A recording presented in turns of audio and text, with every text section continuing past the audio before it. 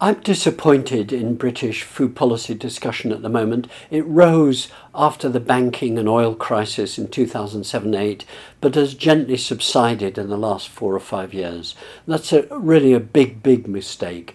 We've got to get a grip of what land is for and how it connects with public health.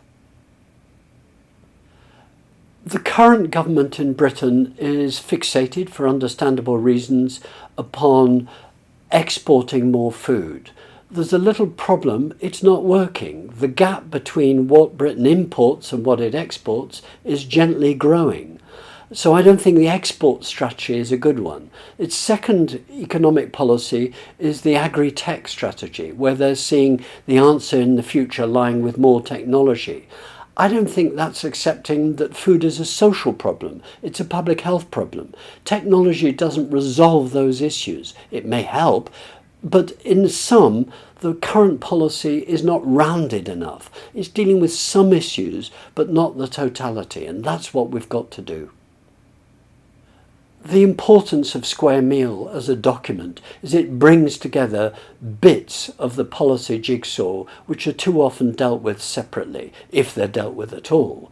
Frankly, public health is not being dealt with adequately through the lens of food.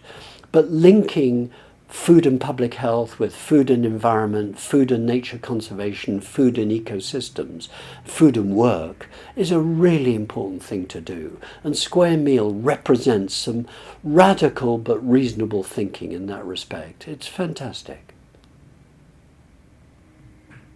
Of all the bits of the agenda that emerge from Square Meal as a document, for me, the one which is dearest is really the question, what would British land look like if it met public health?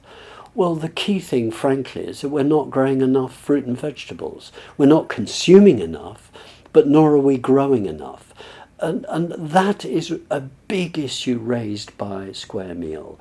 What would land use look like if it met public health?